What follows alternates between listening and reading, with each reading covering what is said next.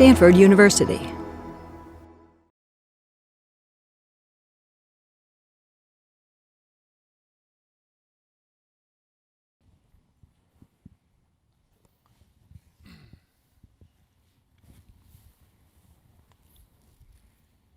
Welcome. I'm Dr. Tia Rich, and it's my pleasure to host you at this evening's session of the 2019 Contemplation by Design Summit. As you know, we're gathered here to be in conversation about social action, higher education, contemplative practices, and civic engagement and responsible citizenship in a democracy. It is our joy to bring together 3 women to lead reflections after the conversation and 3 men to be in conversation. You each will have received a program for this evening that includes the full bio of all 6 individuals contributing to the evening. I'm going to simply name each person. Beginning at the end with the evening's reflections, we have Roberta Katz, Emmeline De La Peña, and Michelle Renninger, who will be each leading sessions following the conversation. On stage, we're joined by HarryElam, closest to me, Vice Provost for Undergraduate Education, Vice President for the Arts, and on the far side, Tom Schnaubelt, Executive Director of the Haas Center for Public Service. Momentarily, we will have Parker Palmer joining us. Oh, here we have him, right in the center, excuse me, from his home. We're grateful to him for finding a way to join us in his busy schedule. The format for the evening will be his membership through the streaming and then a live conversation between the 3 on stage. I'm going to just share briefly, for those of you who have not been attending the summit, that the summit's intention is to cohere the community, to reflect, rest, and renew ourselves through contemplative practices so that we can sustain wholehearted, purposeful engagement in teaching, research, learning, and service. We use an acronym inspired by the largest bell in the Carillon set of bells, the Bourdon bell, that has inscribed on it, "For peace alone I do ring." Thus, we use those letters, P for pause, pause the striving, competitive, analytical mind, exhale, to let go of what's no longer necessary and create spaciousness for new possibilities. Attend mindfully to come back to your senses, an idiom that often means become wise and discerning. Connect to yourself compassionately, connect to others compassionately, and then express through service in large endeavors or small gestures to your neighbor, to your family, to your dorm mate, to your teacher, to your community, to your nation, or to the world. We come together to look at how we can use this unique opportunity of our time in higher education to further hone the integrated role of contemplative life in our activity as a citizen in a democracy.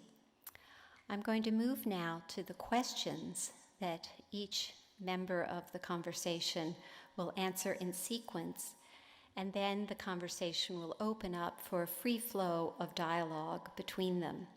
The questions are provided to you in your program. The first question is posed first to Parker. I didn't introduce you, Parker. Bear with me, I apologize. Parker Palmer is joining us from his home, as I mentioned, and he founded the Center for Courage and Renewal. He has been a social psychologist and educator for decades, inspiring teachers and public servants and young citizens in how to be engaged in wise social action. He has resources available through his program, Courage and Renewal, that I encourage all of you to look at on their website, and they are also summarized in your program to some extent, and the conversation will illuminate that further.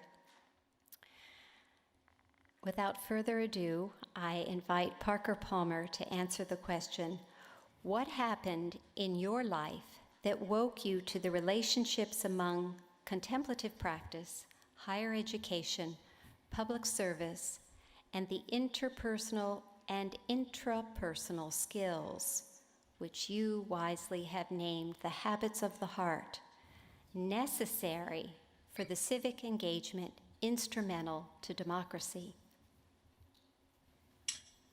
Well, thank you, Tia, and thanks to Tom and Harry for joining me in this conversation, and to everyone in the audience. I'm honored to be part of this important Stanford event. I want to apologize to Tom and Harry for not wearing a suit coat tonight. I actually burned mine when I retired, so afraid that's not available. And let me tell our telecasting friends that I've lost the picture of what's happening on stage. So if I could get that back, it would be great. So let me start my response to your question, Tia, by offering a definition of contemplation, one of the fundamental terms that we're working with this evening. My own sense is that contemplation is any way one has of penetrating illusion and touching reality. Any way one has of penetrating illusion and touching reality. Whether the illusions are about yourself, about the world, or about the ways in which you and the world intersect and connect. And I think it's important to say, as we enter a discussion about contemplation, that people have all kinds of ways of doing that. Some people are at one end of the spectrum, which I suppose we might call mystical or transcendent experience. But some people like me are at the other end quite often, where we contemplate, we penetrate illusion through something called abject failure. That's why I've often said that I'm not a contemplative by intention as much as a contemplative by catastrophe.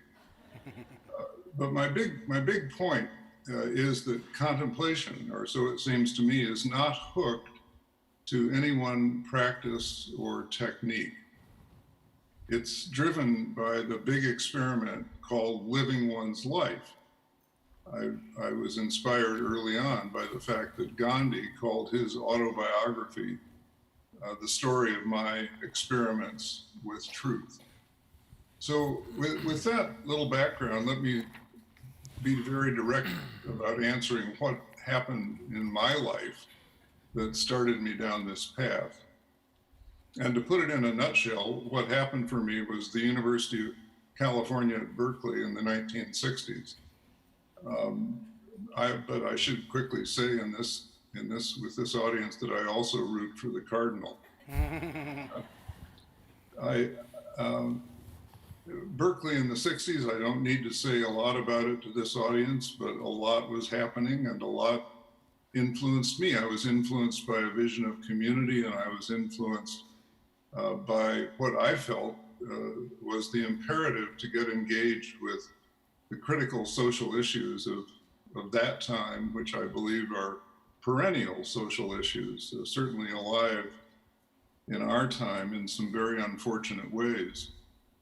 So when I got my PhD in sociology in 1969, I did not feel called to go into academic life, which is what I thought I was preparing for.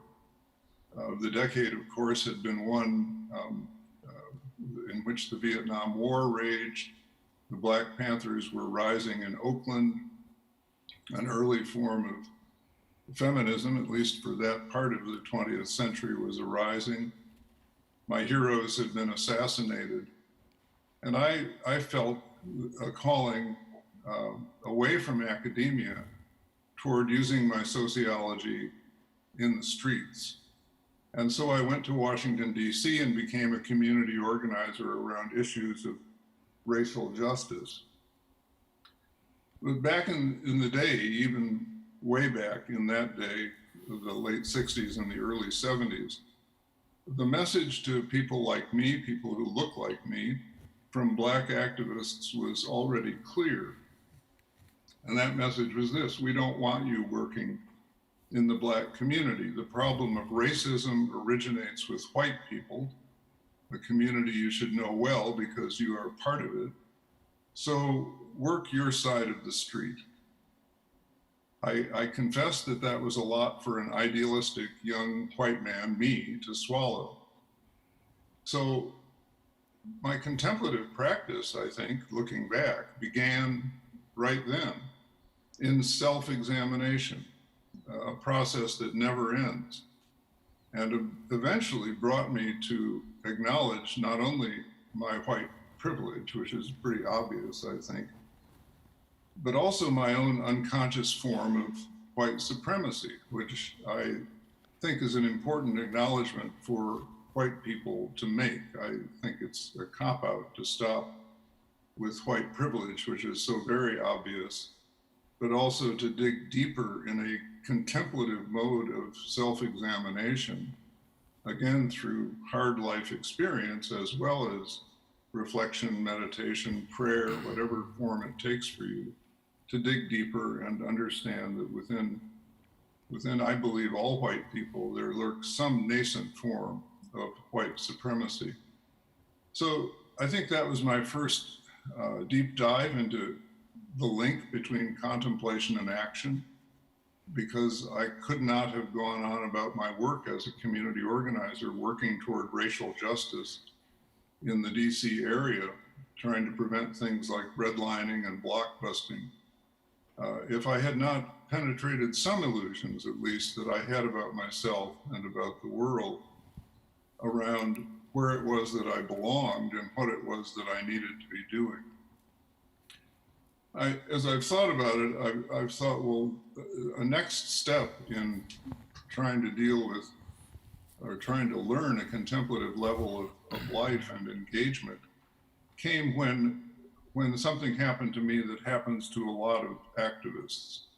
After about 3 years of heavy lifting as a community organizer, came burnout, which is a common experience, one we all know, I think, on one level or another.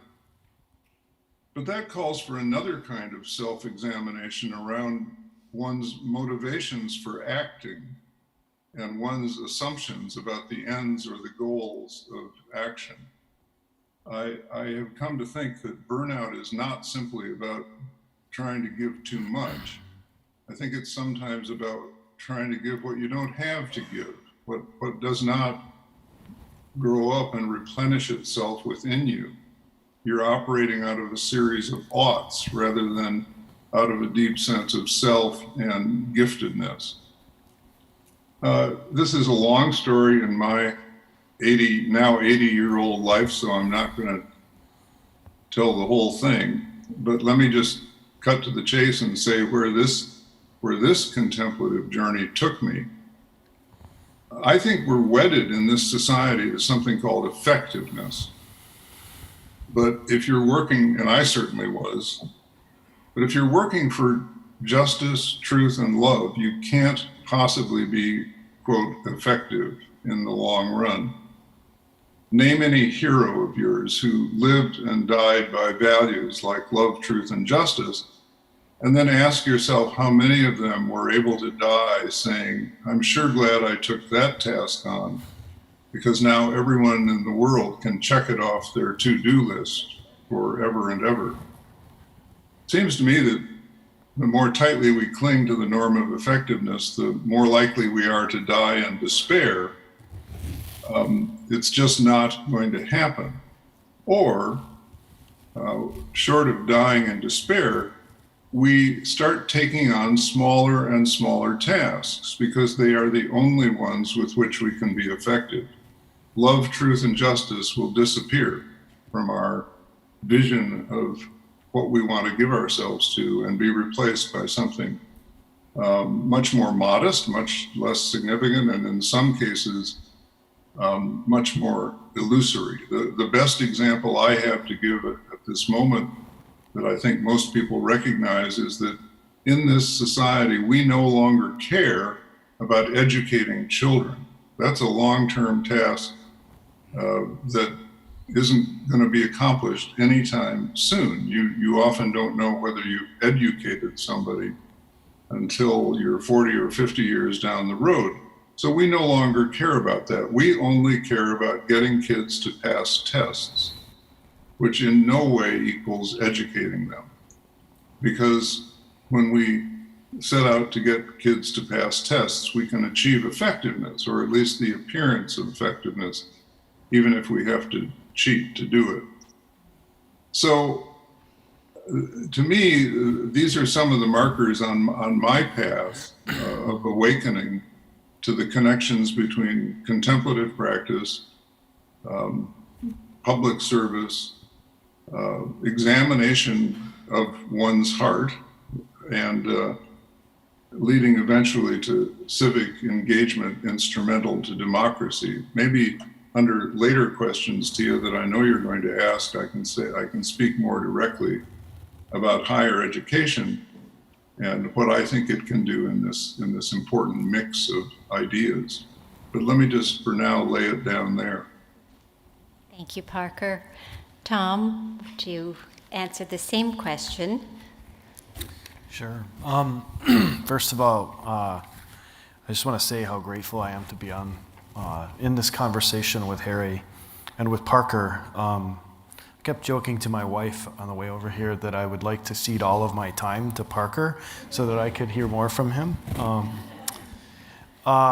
It's a tough question for me, the weaving all of these different things together, but as I was thinking about these things, I came up with sort of three small stories that I thought I would share with you.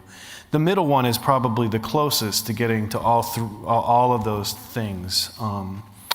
But the first story happened, I see a bunch of folks that I know from Stanford, and I know that folks have heard me talk about the fact that I grew up on a farm in Wisconsin.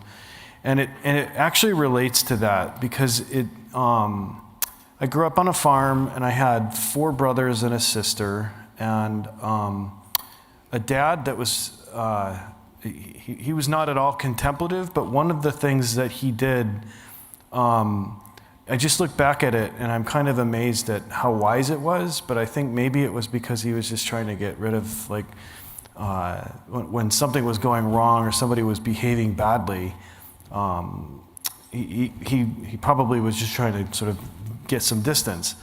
But what he would do is if we were working on a project, and this would be when I was probably a teenager, we were working on a project and say 2 of us were getting in, some kind of a fight or one of us was acting out, he would actually tell us, he would say, okay, what I want you to do is I want you to walk to the other end of the farm and I want you to pick up a beer can that is sitting in an old tire on the other end of the farm.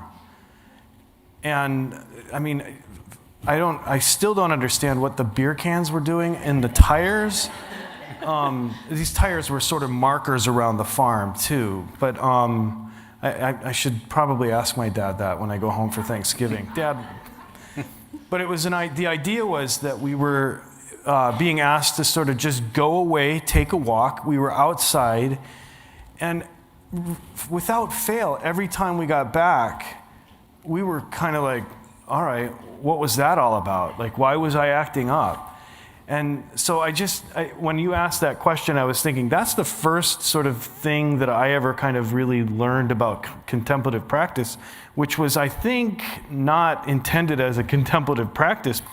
So the second story is probably more in line with all of the things he wanted us to weave together about contemplative practice and higher education and public service. And it actually has to do with how I became involved in the field of public service at all. My original degree was in physics. I had actually planned to go into being a patent attorney or an intellectual properties lawyer. but had an experience right after graduation where I came back and I thought, I don't want to go to law school. I actually want to go and study education. I was idealistic. I wanted to go in and see about figuring out how to end the cycle of poverty through education. And I enrolled at the University of Michigan, and I was there pursuing a PhD. And about a year into it, I had sort of this crisis of like, I hate this. I really didn't like what I was studying. I had sort of understood, I was in physics as an undergrad, just sitting in the library doing P-sets with my friends, and I ended up just really feeling like I don't want to be in a field where I'm speaking to one or two other people about a really narrow topic, and I thought, well, education was supposed to be really practical. I was pretty naive about academics at the time. And somehow I got wind of this program called Alternative Spring Break at the University of Michigan. And it was mostly undergrads. I was literally the only graduate student that applied that year. And I went on this alternative break where we were actually doing work.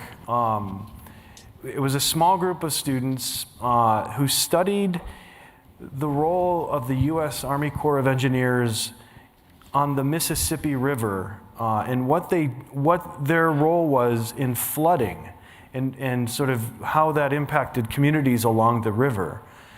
That year, they experienced catastrophic flooding in sort of southern, central Illinois along the Mississippi River, and our group went out and did some service work for the week of spring break. That experience totally changed me. It was like a light bulb went off and thought, that's the kind of education that I was really kind of signing up for when I went to graduate school. So after that, and part of the reason that it was so powerful was that it was student-led. It had embedded throughout the whole experience, the whole semester running up to it, we were doing all sorts of reflection, processing, analyzing, and just thinking really creatively about, all right, what can we do? But it was very much connected to making a difference in the world. So I was really interested in that intersection between making a difference and education. So the following year, I led one of those trips, and that was even more impactful because I began to see, oh, this is something that I could do even longer term. And so the power there for me in terms of the connection of contemplative practice in higher education and public service, all three of those things really came together for me for the first time. And that's what has allowed me to then kind of make a career of doing this work in higher education. The last story, Tia will probably be kind of embarrassed for me to say this, but actually happened here at Stanford, where about 5 or 6 years ago, I was having a lot of neck problems. I was like, my arm went numb. I was having problems in one of my pectoral muscles. And I went to the doctor, and it was one of those weird things where the doctor sort of did a couple tests. He says, oh, I think you've got a herniated disc between C5 and C6. And I was like, how do you know that? And they did an MRI. They found all this out. And I basically I started going to Tia's morning workout class. So sorry, Tia, but shameless plug for this class. It starts at 6:30 in the morning, so you got to be a morning person. But the idea was that I was getting out, I was with people, we were having really interesting conversations, but it was actually the connection of the physicality too. I had gone to the doctor, they had given me whatever codeine kind of pills or pain pills to try to reduce the stress or reduce the inflammation. Didn't really do anything.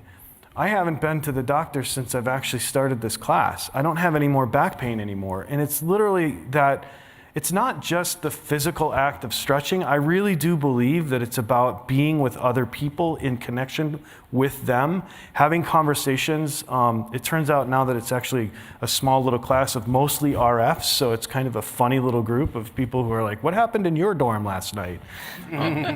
So those are my 3 stories that touch upon all these different topics. We can include that it is at sunrise outside. It is outside, yes. And we often go to the top of McMurtry and watch the sunrise. So it's a beautiful class. If you want to know more, come and talk to me. It's a great class. And I'm not being paid by Tia to say that. So. Thank you, Tom. Sounds great. Harry, please tell us what woke you to these relationships. I love the concept of being woke to it. So. I want to start actually with my parents and the idea of social justice, because that was a critical influence for me for thinking. My father, while I was growing up, became the first black Chief Justice of the Boston Municipal Court. My mother, children's librarian, was the librarian in charge of the libraries as part of the Boston public school systems. And together, in their own way, they practiced daily ideas of social justice and passed it on to their children. They cared profoundly about education, and this is manifested. My mother made sure that every student of color in those Boston public schools had books that were written about and by people that looked like them. My father tried to start within the courts a program aimed at stemming the tide of young black boys appearing before him and other justices within the court. Because this was a time of Boston segregation and a condition that stunted the growth intellectually of many children, my parents, and I was fortunate, they sent us to private school. I went to an all-boys private school, and there I did a lot of theater extracurricularly. I started an organization called The Family, which was this black youth Boston-based drama organization. And the plays we did and performed were plays about social justice, plays that came out of the 60s and all the fervor that Parker mentioned earlier, and the sense that this was something, theater was something that could be a force to get people to think and potentially to act. Theater could serve as a social weapon. It was interesting too, I got to senior year, and I always, at that point at Harvard, thought I was gonna be a lawyer.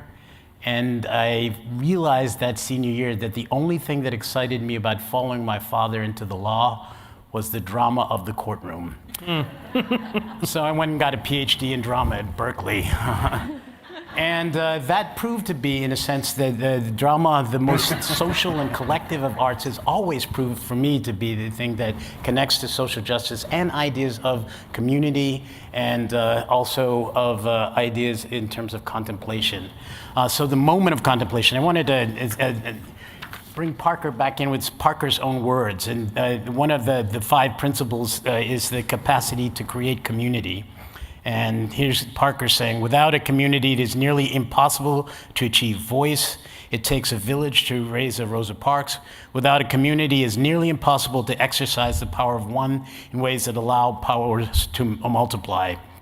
So it took a village to translate Parks' act of personal integrity into social change. So that sense of community being a key function.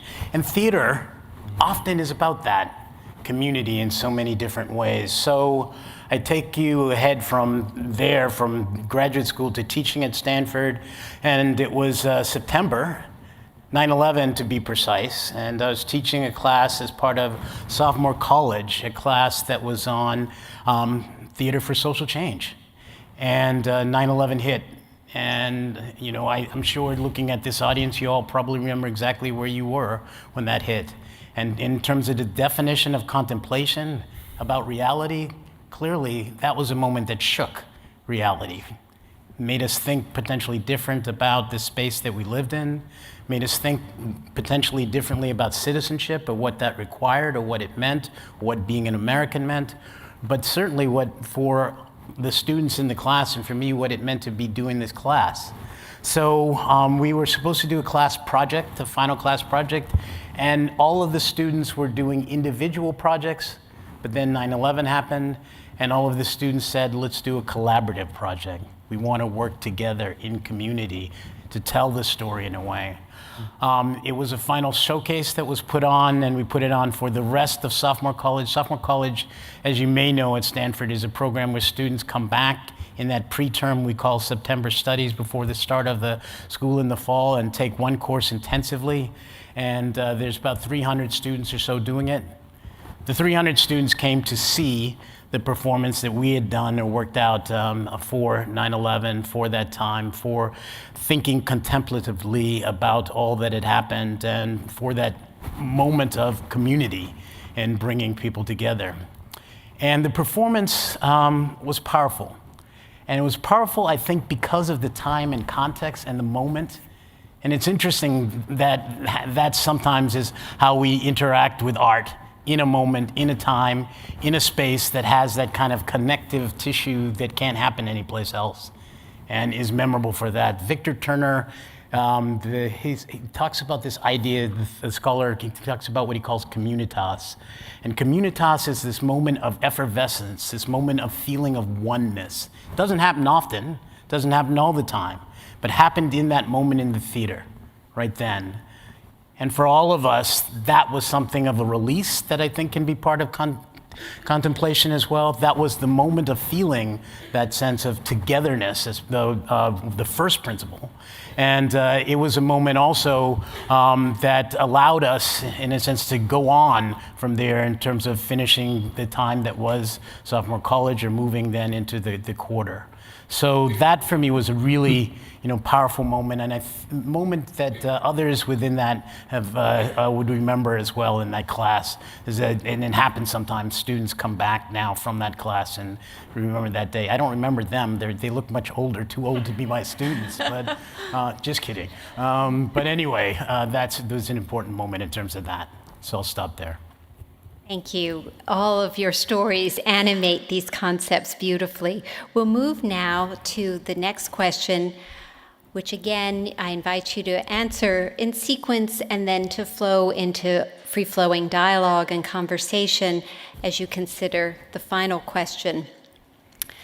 The next question is, tell us about your work in relation to contemplative practices, higher education, service, habits of the heart, and civic engagement. And the final question that you'll flow into from that is, what are the ways that higher education can better incorporate contemplative practices and public service to cultivate the habits of the heart that are necessary for civic engagement and democracy? We'll go with the same order of answering and then open it up just for free conversation. Parker, if you'd talk a little more about your work. Thank you. Thanks, Tia, and thanks to both Tom and Harry. So I wish my name were Dick, so this could be Tom, Dick, and Harry. Tom, Parker, and Harry, which is great with me.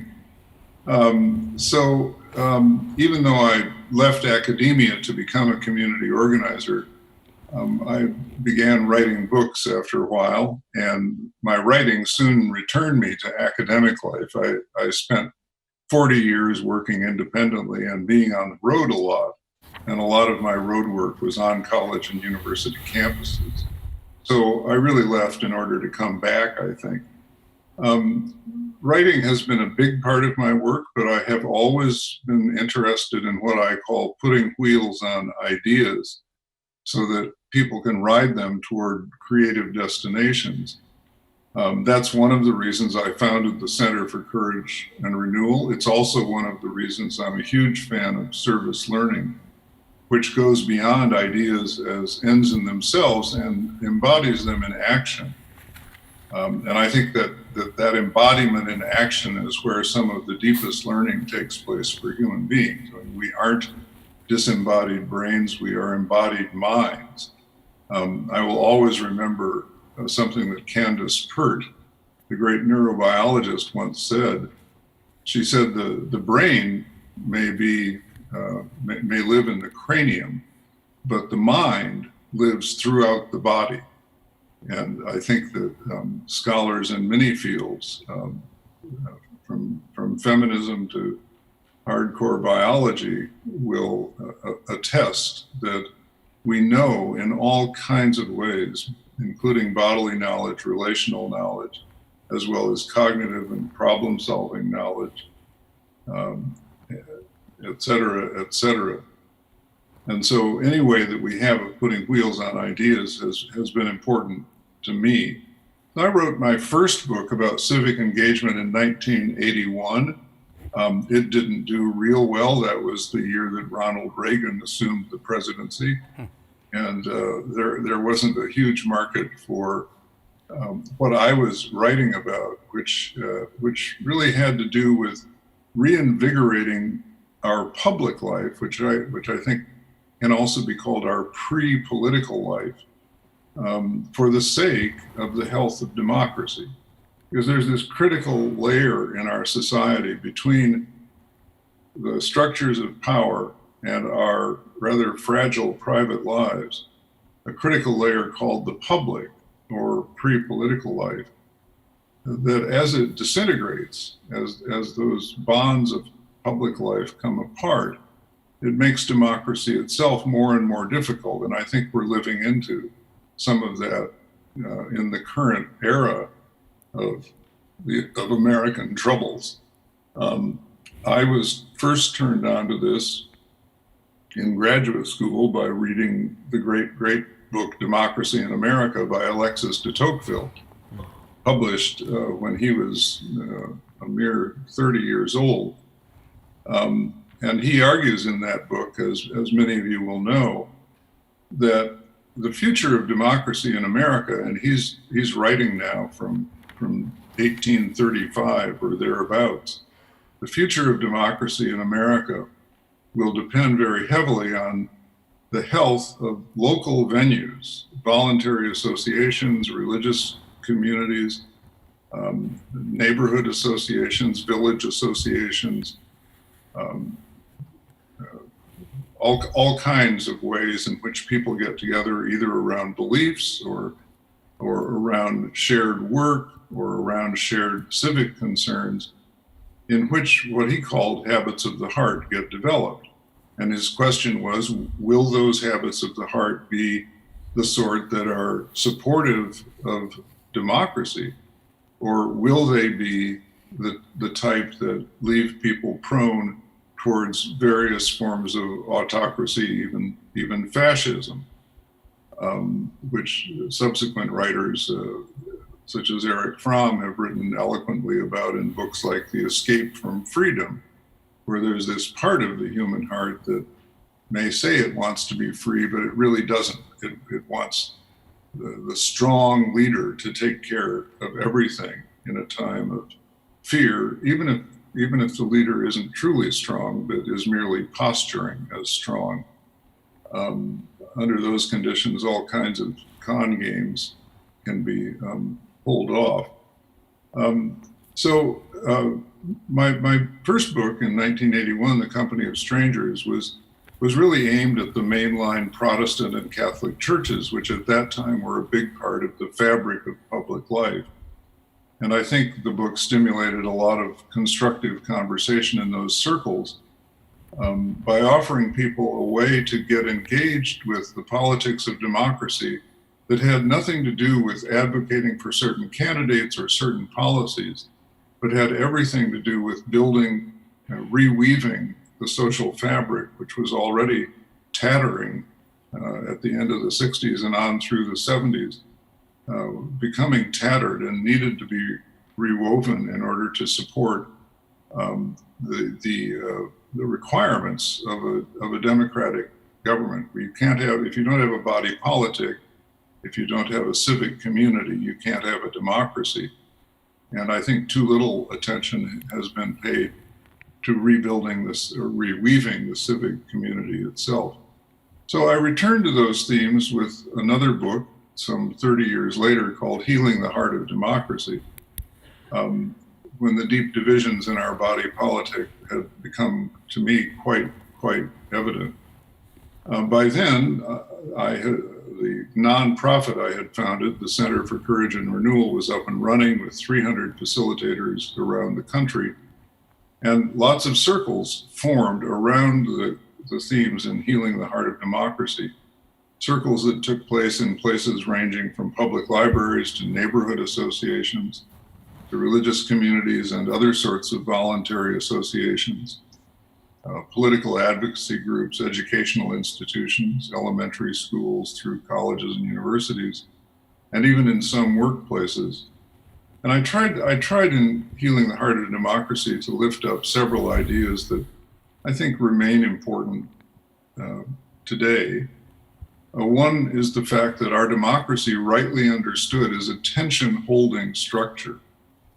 The founders made a lot of horrific mistakes, including their hardcore racism and their strong exclusionary tendencies. We, the people, had a very narrow meaning for them. But they had the genius to create a tension-holding structure of government, which, when it's operating as it should, is capable of correcting the founders themselves. And the best example of that is that over the years, the meaning of we the people has become a lot larger because that tension was held within the structures of government than just white landed gentry, which is what the founders had in mind, white male landed gentry. I think the quickest way to say this in the course of a brief discussion is that our system of government is the first one I know anything about in human history, in which conflict and tension was not meant to be the enemy of a good social order, but the engine of a better social order. The tension, rightly held, has the capacity to move us forward. I think there's a lot, that's a theme in higher education too. Tension and conflict around critical ideas holds the potential of generating better ideas, just as tension and conflict held in a democracy holds the potential of generating a better social order. And I'm one of millions of people who are hoping that the really ripping, tearing, heart-wrenching tensions we're holding today can in fact be held long enough and creatively enough to bring this country a better social order than the one we have. My own sense is that one of the few redeeming features of what's going on politically these days is that it is being revealed unto us that we really, really need a more perfect union. And we have never had one. We have been living by a mythology about America. But if we can't hold those tensions within ourselves and between ourselves in community and the institutions that the founders gave us become so debilitated or dysfunctional that they can't hold the tensions either, then we are in what we Quakers would call deep oatmeal. So there's that. I also tried to lift up in Healing the Heart of Democracy 5 Habits of the Heart that I believe you'll be looking at in discussion groups this evening. And worked hard on the idea that when we're trying to talk across lines of division, it's more important to be in right relationship than to be right. Despite all of the heartbreak in the world today around folks not being able to talk with members of their own families, I still believe that it's more important to be in right relationships than it is to be right. And I have to constantly ask myself when I go into a conversation across lines of difference, why am I here? What am I trying to accomplish? If I'm trying to win an argument, I'm unlikely to get very far. But if I'm trying to strengthen and deepen a relationship which can hold complexity, which can hold tension, then I might make some progress. Because the truth about a lot of things in our society is complicated, and it takes more than one person's ideas to advance our understanding of what's good and true and beautiful about this or this or this. And if we can't construct strong relational containers for those conversations, then again, we're in very deep trouble. And I think that constructing a strong container for complicated, challenging conversations has a lot to do with at least beginning and grounding what we're doing in storytelling about our own lives, about where our convictions came from, and listening respectfully to another person tell us why their life experience has taken them in quite a different direction. We aren't necessarily going to come out agreeing on everything, not by a long shot, but the hope is that we can come out with a relationship maintained in which a next conversation will be possible, and a next, and a next. And if we can do that, I think we're doing what Alexis de Tocqueville wanted us to do by developing habits of the heart in communal settings that will help sustain the democratic experiment, which has never been secure and never will be secure. You know, I guess it was Franklin who said, "I'm giving you a republic if you can keep it." But also a democracy embedded, a representative democracy embedded within a constitutional republic, if you can keep it. And so those were some of the things I was trying to work toward in healing the heart of democracy, and all of the wheels on the ground vehicles that have come out of that book. Thank you, Parker. Yeah, as you were talking about the creative tensions, I was just reminded we've been working with a really wonderful person named Kazu Haga. He's the founder of the West Point Peace Academy. East Point Peace Academy. And he talks about how conflict is the spirit of a relationship asking itself to deepen. And I love that idea. And he also talks a lot about the distinction between conflict resolution and conflict engagement. And I think those are really speaking to the concept of the creative tensions that we have to be better at managing, at understanding. My work, when Tia asked us to think about what your work is, that's a contemplative thing for me to think about, because I actually sort of look back over time, and I think the thread from my career since that alternative break is really in thinking about what role and what responsibilities do higher education institutions have to building what Parker was just talking about, a civic community. And the way that we have to do that is to cultivate civic identity and have that be part of what we're actually doing as institutions of higher learning. And I recently went through the process of, I didn't go through this process, that's probably revealing that I just said that. My daughter just went through the process of selecting a college or a university. And I wanted to share a quote because I actually think it sort of speaks to what I've tried to do with my career. Marilyn Robinson wrote, "We choose our colleges if we have a choice in order to be formed by them and supported by them in the identities we have or aspire to. If the graft takes, we consider ourselves ever after to be members of that community." And I think for me, the work that I've been doing here at Stanford and at other places is to really have institutions think about what is the model of community that you're actually holding up to students so that they want the graft to take. And for me, that is absolutely essential that we think about what role higher ed institutions play in cultivating that civic identity, mainly, in this case, through public service. The Haas Center for Public Service has been around since about 1985.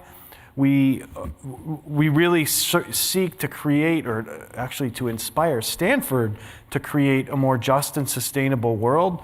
We currently serve as the hub of Cardinal Service. And in that, what we see ourselves doing is to try to elevate public service as an essential part of the Stanford education. What we do, I think that you'll have some of these frameworks, the principles of ethical and effective service.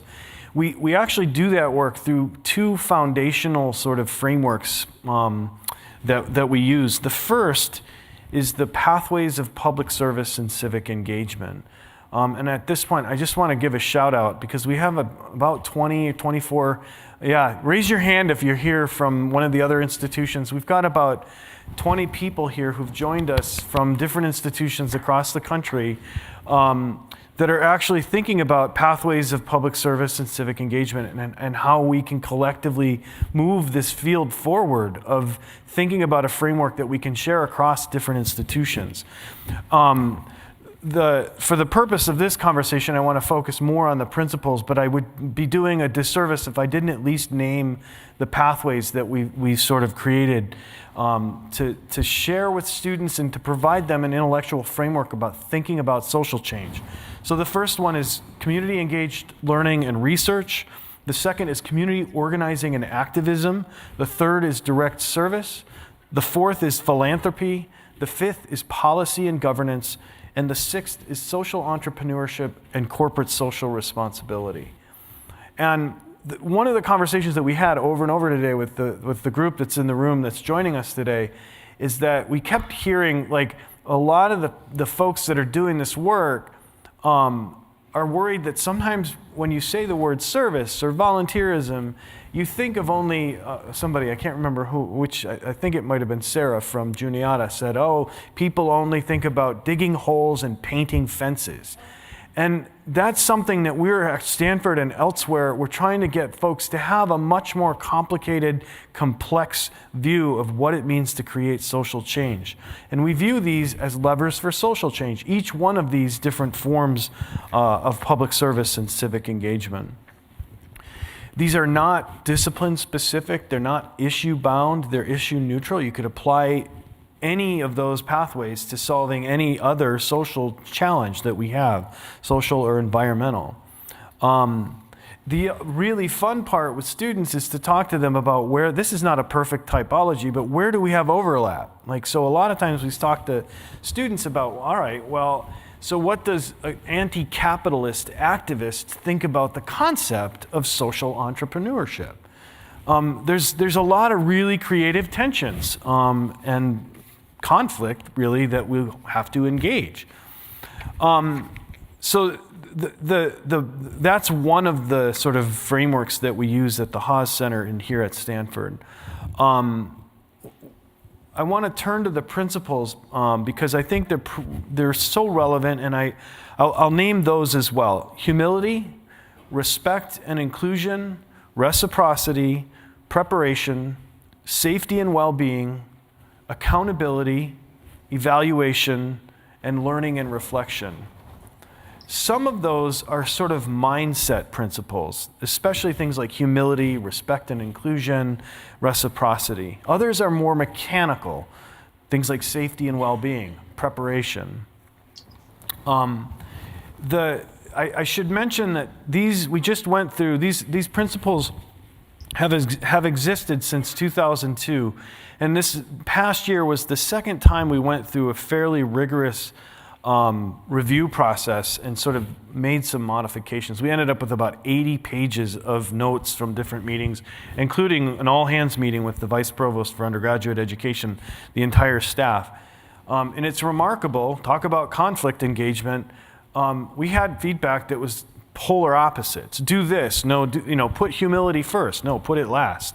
And we were sort of managing that whole thing. But paradoxically, the long version of this, I think the most important parts of these definitions, the way that we've gone about defining them, is in the questions that we ask. And so I'm going to read little excerpts from 3 of the principles and then one question, just to give you a sense or a flavor of what these are. So humility. Humility we talk about as being how we relate to ourselves, to our own goodness and limitations, and it involves placing ourselves among others and in the world at large.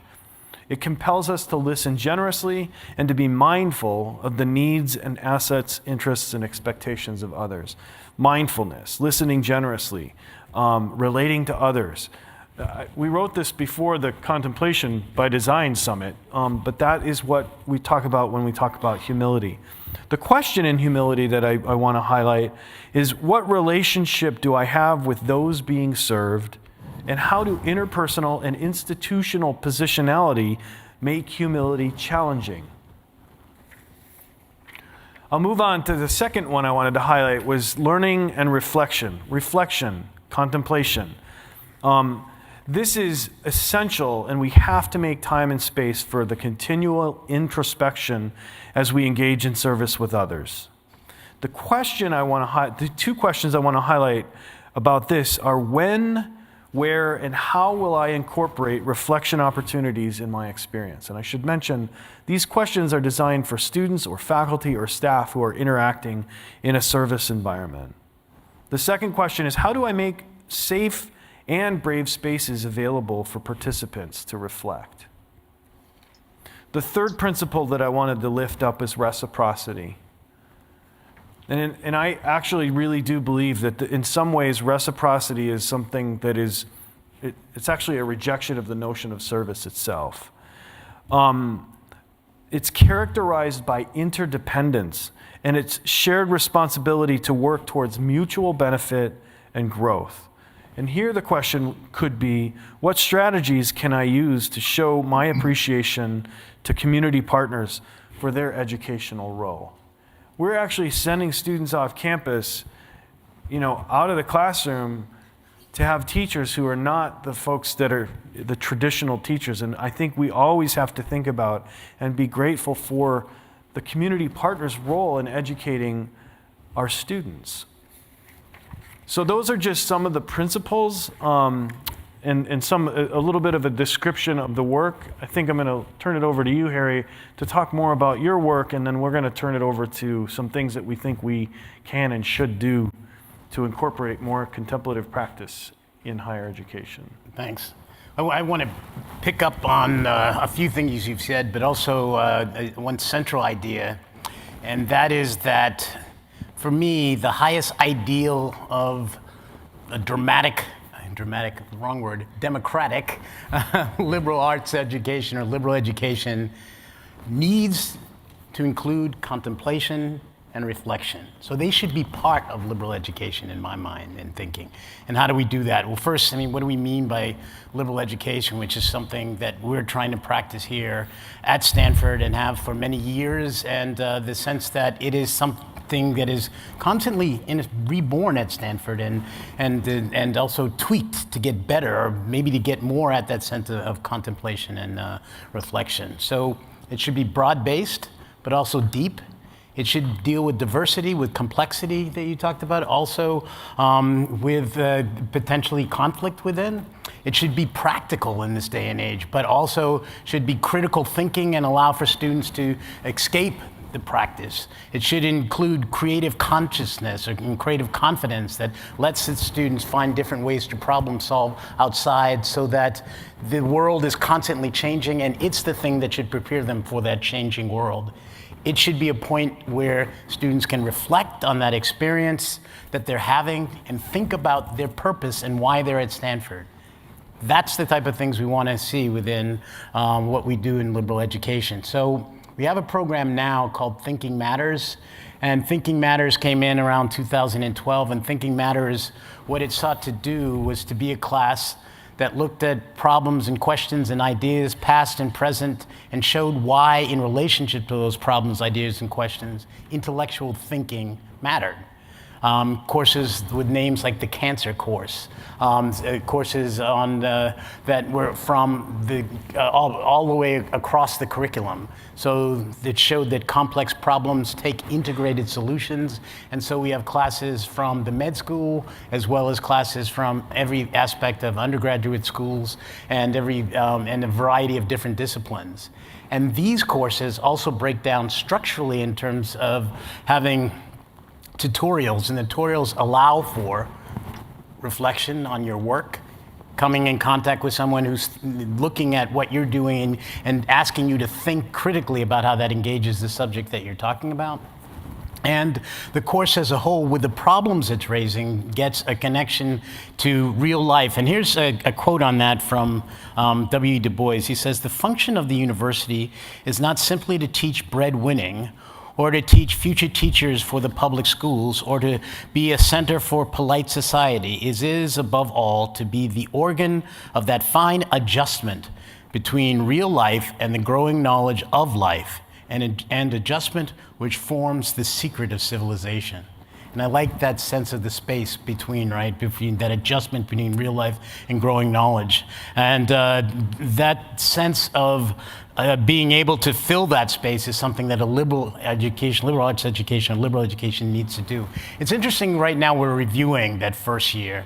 And this review came out of the president's long-range vision and plan, had a design team looking at the first year, trying to create a shared intellectual experience, which in some ways you could say also sought to do what I just named as part of liberal education, sought to make it something that had reflection and contemplation. So the first quarter is meant to be one that's about self, looking at purpose and why you're here at Stanford.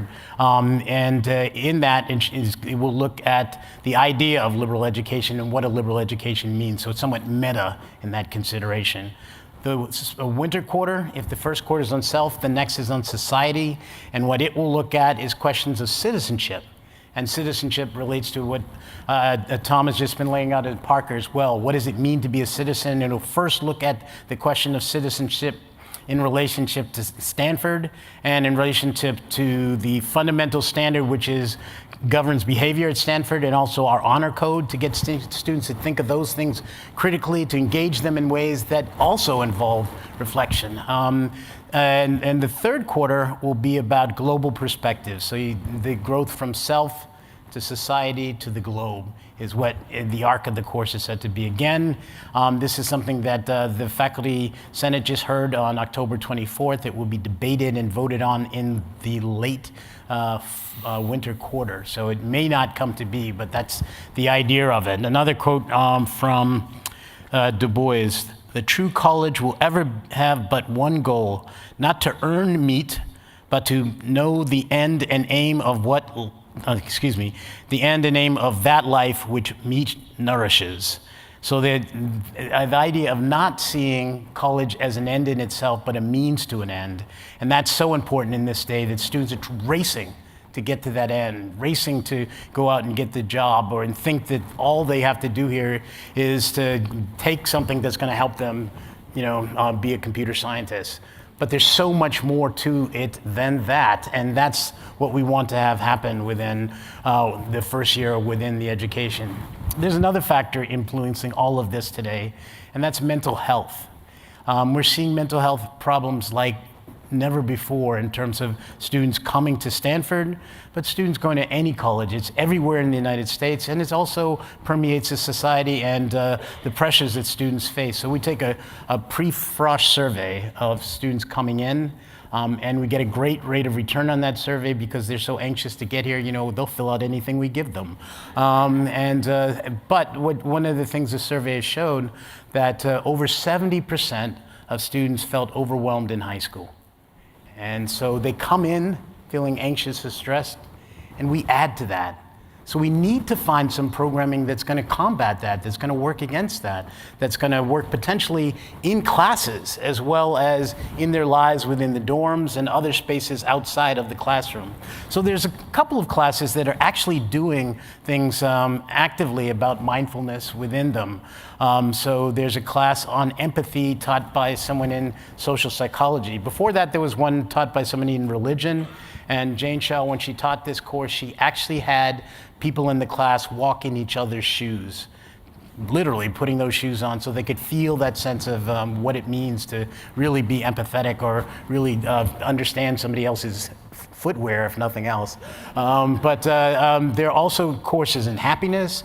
There's a course as well in terms of, let me turn to that. I'm forgetting what course I want to tell you about. I told you about empathy. LifeWorks courses that look at a lot of the issues and bring mindfulness into the classroom. But I wanted to tell one other story, and that was just about architecture. The Department of Architecture, or the program in architecture rather, has been one that was followed most other programs in architecture, where the crit is hardcore, and the sense of stress. You have to stay up all night. That's the expectation. Everybody does it, and the culture in around it lives in tension.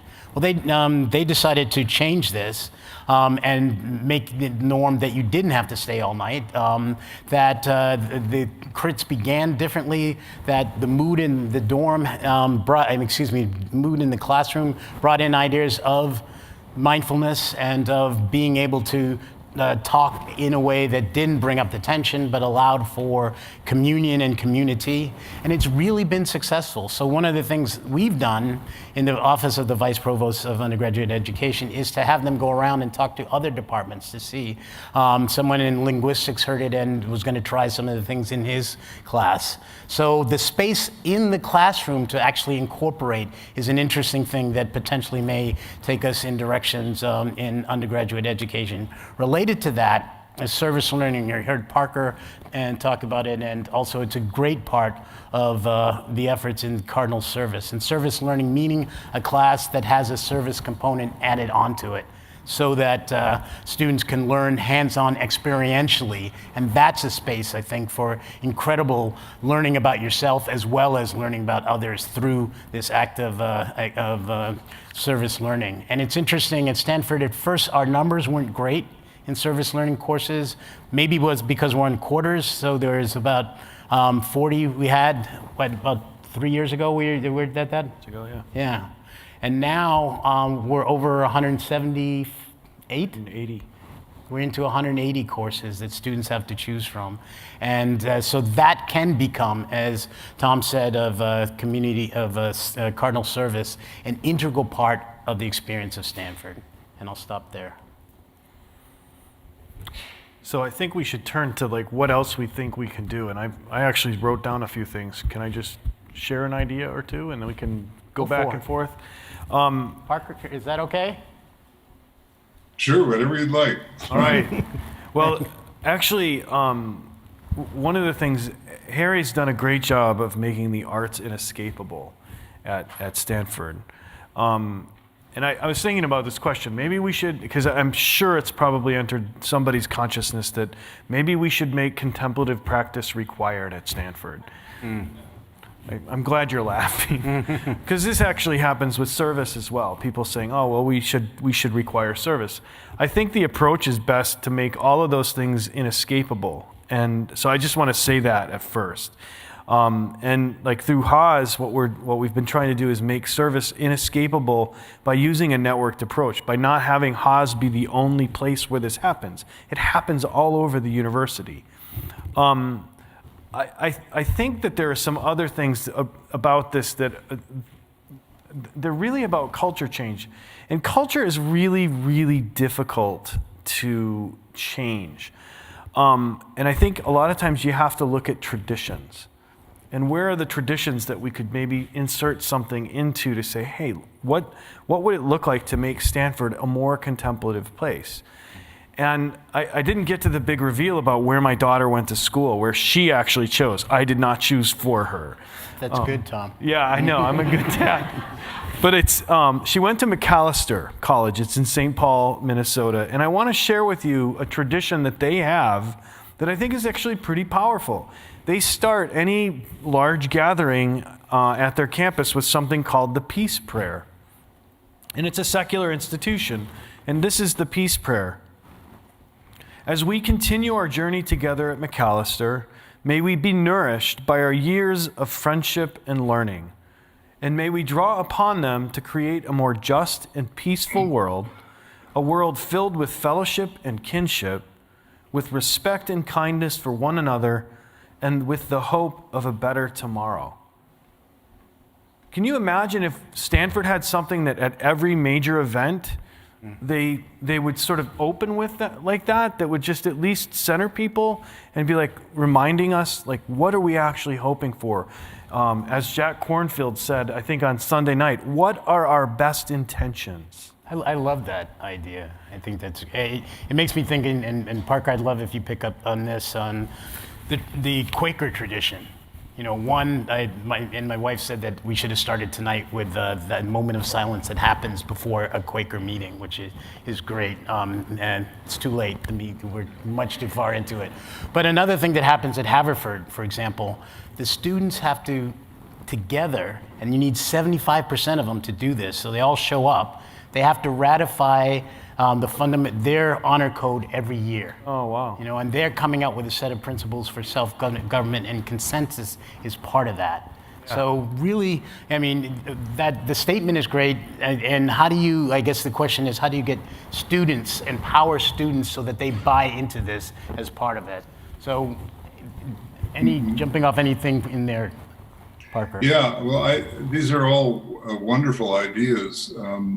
I want to add, I think, to perhaps another layer of discussion that doesn't exclude any of these ideas, that maybe opens another door, since I think the value of a conversation like this is to open important questions, since we don't have time to answer all of the important questions in operational detail.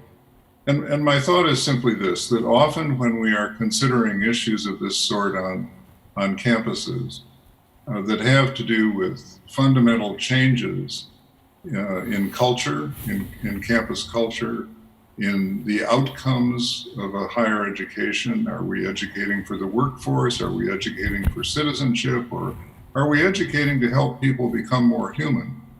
And simply that. We talk about the curriculum, we talk about the co-curriculum, but I don't think we spend enough time talking about the hidden curriculum. The hidden curriculum. And the piece of the hidden curriculum that really interests me a lot is the piece that's embedded in the dominant pedagogy of higher education, which is when you know, where the rubber hits the road for most students is what goes on in the classroom. That's sort of where their fates get determined.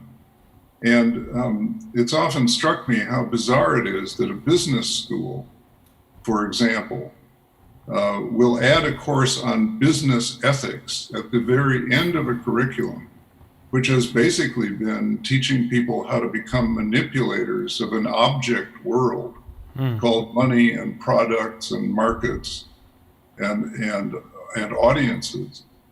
And I don't think an add-on course at the end in business ethics can really deflect the deformative quality of what's gone on at the heart of that business school's pedagogy for the last X number of years.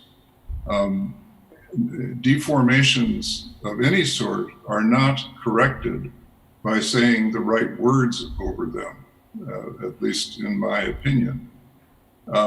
So if you look at what's at the heart of the pedagogy in most classrooms, the hidden curriculum of the pedagogy, it often has to do with things like learning how to speed, learning how to compete, learning how to survive, sometimes learning how to please the professor or get the answers right from his or her point of view. I'm sure none of that happens at Stanford. It's a good school. But across American higher education, there's a lot of deformation that goes on in the hidden curriculum of the pedagogy itself. The classic example is that I think applies to our conversation this evening. You can teach a course on the core values of democracy, and you can teach it brilliantly. You can articulate those values as the professor. You can have students read all the right literature. They can come out as highly educated in that layer of what democracy is all about. But if you teach it in a top-down manner, where the professor does all the talking, the students stay silent and take notes, questions are left until the last 30 seconds of the class, tests require students basically to feed back what they've been told, then students are not learning the core values of a democracy. They're not coming out of that course as citizens of a democracy. They're coming out of it, they're learning how to survive as subjects of an autocratic system. And I don't think you have to look too far around this country these days to find that that's how a lot of people have been deformed, with or without the benefit of a higher education, because that's the way a lot of our educational system operates, especially, of course, under the tragic pressures of high stakes testing.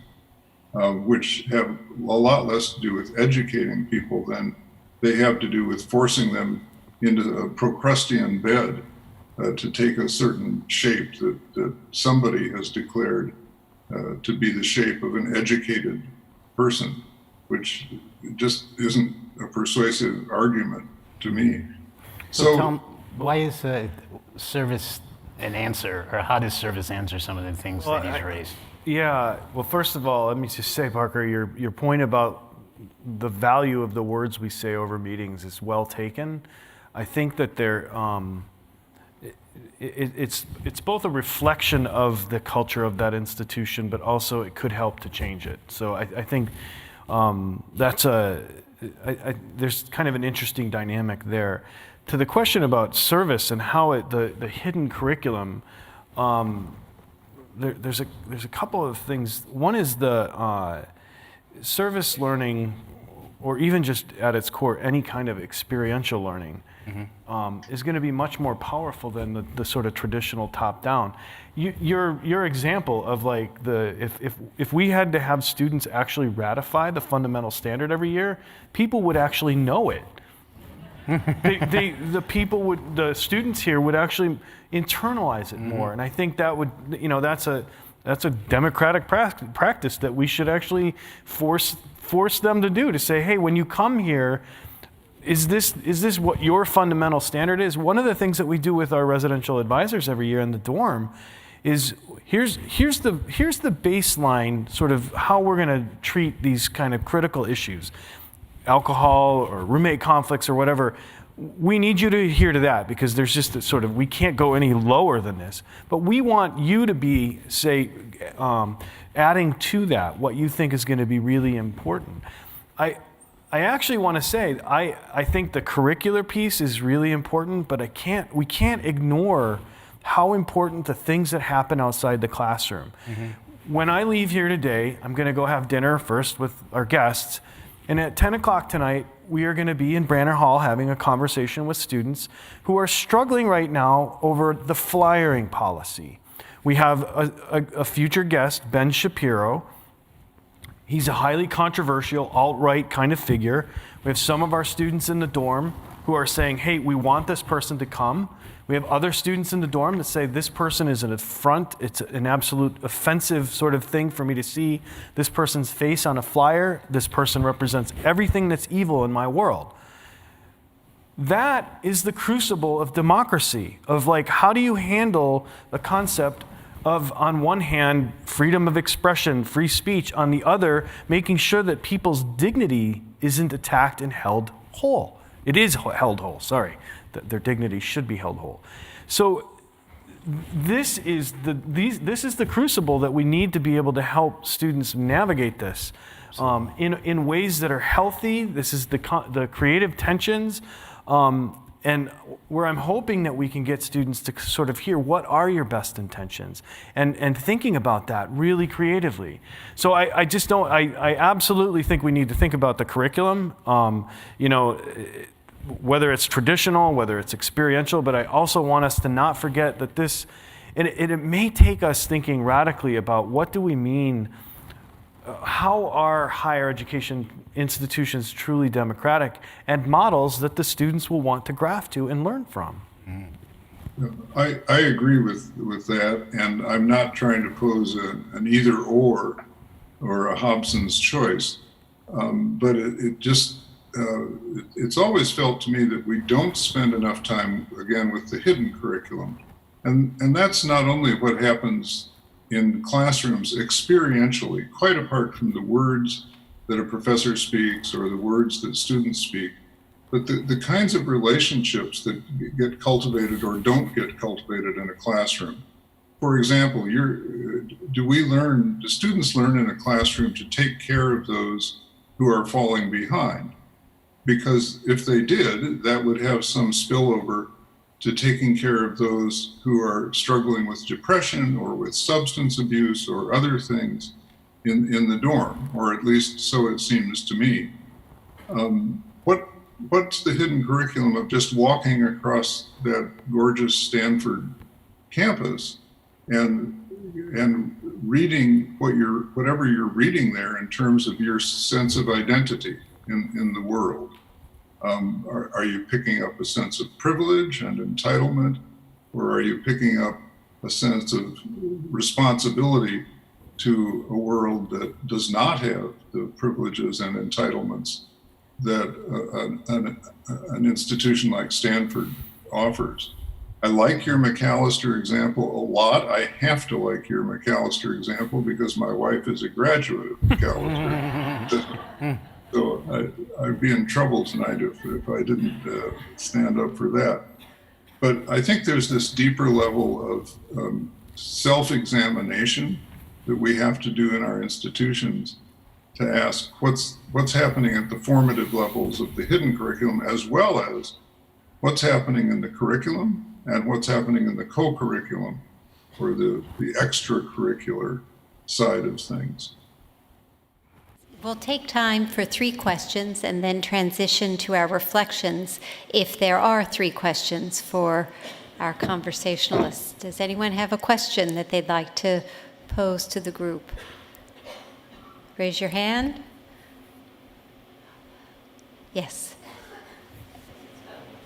My name is Cristobal Villegas. I'm visiting, so thank you for having me on your campus. It's beautiful. I'm coming from Utah. It's a quick thing. So I love where the conversation went. I love where we're talking about democracy, and a few thoughts about that were, like master's tools will not dismantle the master's house. Although the structure of democracy allows the meaning of we the people to expand, those in power, those that structure democracy have done their best and continue to do so to limit freedom, access, and rights to many. Democracy is only as good as its majority. As a brown queer body operating in spaces curated and designed by people not like me, I feel that civic engagement is trivialized by institutions. Community organizing and activism for some is a pathway, but for others it is survival.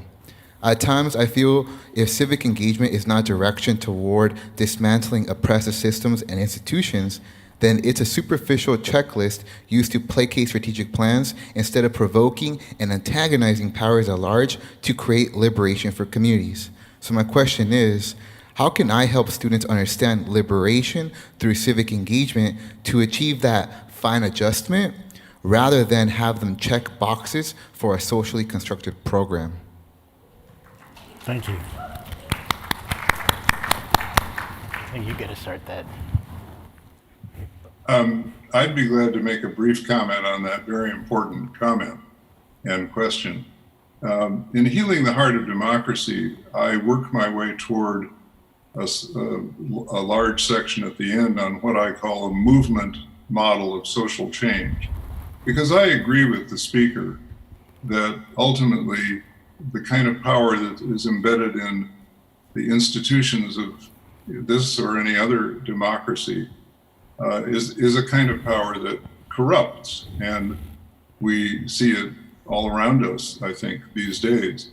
What has moved the needle time and time again in human history, or what has changed the dominant paradigm, have been social movements. And what interests me a lot about social movements is that they are always conducted, they are forms of power generated by people who have had all conventional external forms of power taken away from them.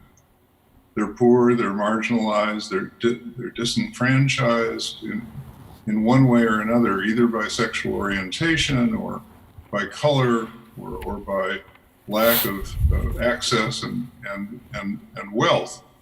And yet, social movements demonstrate what is possible when human beings access the one power that can never be taken away from them. And that's the power of the human heart, to put it one way, or of human identity and integrity, to put it another way. Movements are examples of people who say, I really don't care what punishment is going to come crashing down on my head for resisting these racist or sexist or homophobic rules, because no punishment anyone could lay upon me could possibly be greater than the punishment I lay upon myself by conspiring in my own diminishment. That, I think, has been characteristic of people who have triggered and sustained social movements. And in the book, I talk about 4 stages of social movements which spin out from this individual decision into the creation of communities of congruence and transformation, and which really have constituted half of human history. It's just that we're not taught about them. So I agree with the thrust of the question. What I also know is that every movement, what I also believe, I should say, and would want to talk with others about, is that every movement ultimately congeals into some form of institutionalization. And then the need for another movement arises. So it's a continual cycle of fluidity and structure, that doesn't happen in 10 or 15 or 20-year intervals. It's sort of going on all the time. But there are periods of history that are more movement dominated and periods of history where the congealing has gotten so tight that we begin not to be able to breathe. And there's a potential for new movements to arise. So I think part of what ought to be taught in higher education is the logic of movements itself. How do you convince people of this? I think you convince them, those who are convincible, by showing the historical evidence that social movements based on the power of the human heart or human identity and integrity have been able to come up against the power of money, the power of guns, the power of access, the power of racial dominance, and create major changes. Yeah, I loved your question too. It's mostly I loved it because it's just so complicated, and I wish we could have like dinner, which we can have in a little bit to talk about this. It's a complicated world, and I actually think that the conversations that we're having about these pathways of like, here's a whole bunch of tools to try to figure out which one you need to pull, when you need to pull it to create a social change. That's one way. Like that's the conversation that I think I've been struggling with my whole career is how do I help students see a way forward for their own interests, what public good they want to bring into the world, and walk that very fine balance between it's their interest, it's not mine. It's sort of like my daughter choosing a college, right? Like it's her college, it's not mine. So I think the pathways that I was describing and what we've been talking about is one way to do that. I think the principles are the other, is the other really core one. And I didn't bring any I didn't write it down, but I would look at that respect and inclusion one as a place to start for, a conversation with a student who's really sort of asking the same question for you. But the other two things that I would say is I'm a huge believer in experience. Like I don't think that the best way to teach and learn is just by reading about things. I think you have to go out and experience them and sort of test the theories that you're getting from a book. A colleague of mine one time, and I don't have the citation for this, but I don't know if everybody knows Kolb's experiential learning model, that where you start with abstract conceptualization and you have an experience, you think about it, and then you reform that. And it's a cycle, right? One of the interesting things that this person's told me is that they've done studies about where people enter the learning cycle. 70% of faculty like to start at the abstract conceptualization. They like to think about things in theory.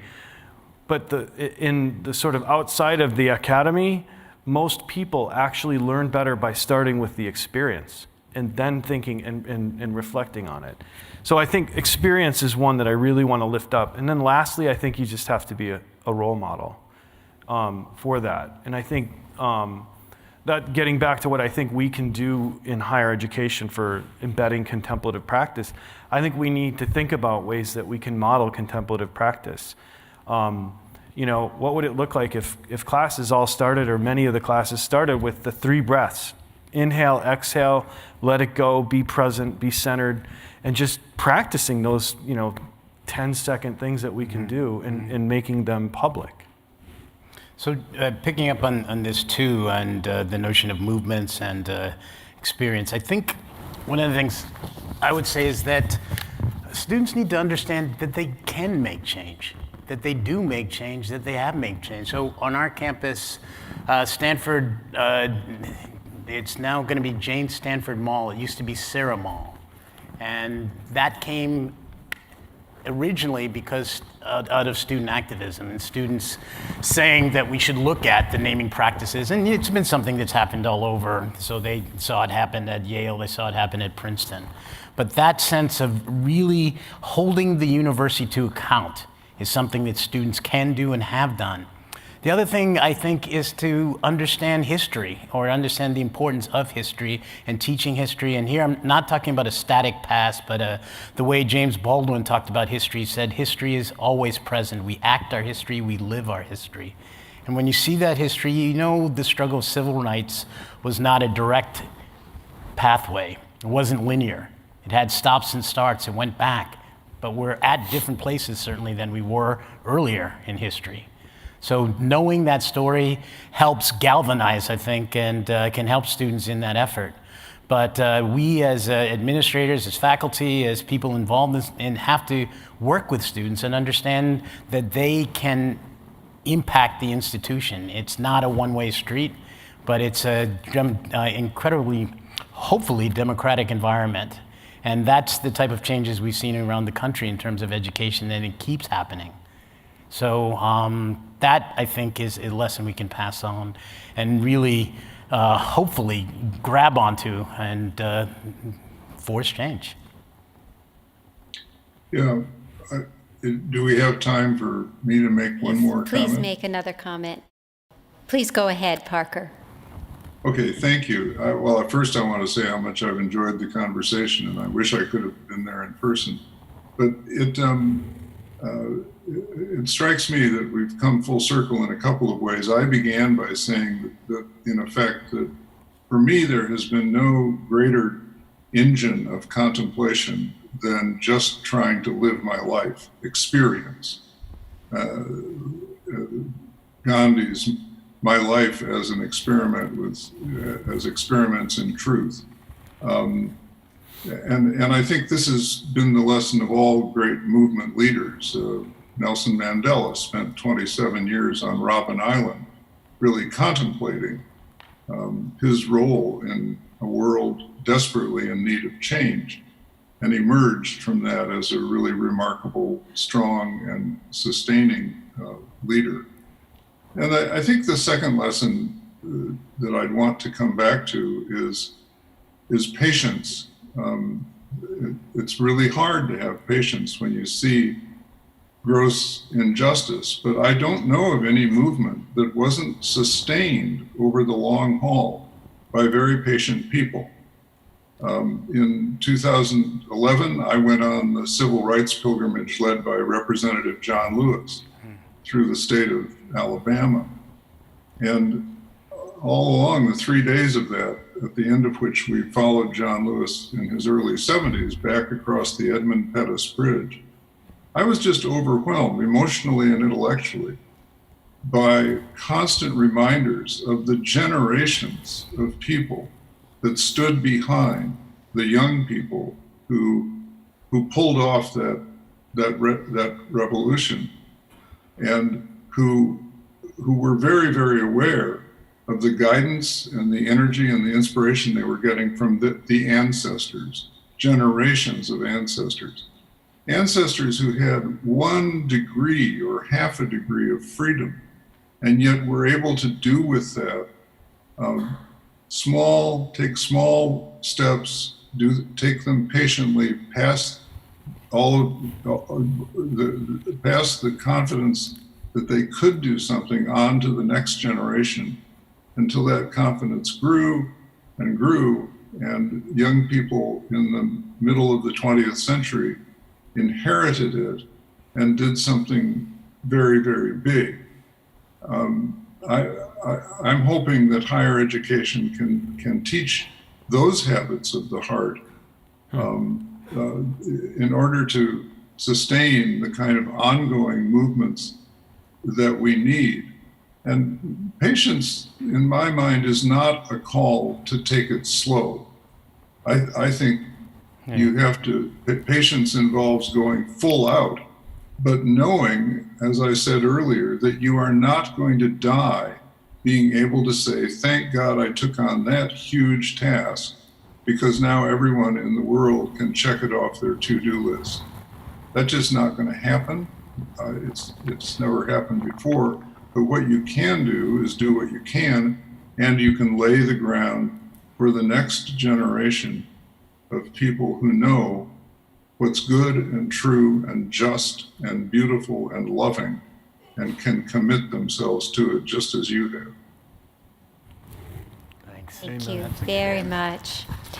We want to thank our... Thank you, Parker Palmer. Thank you, Tom Schnaubelt. Thank you, HarryElam.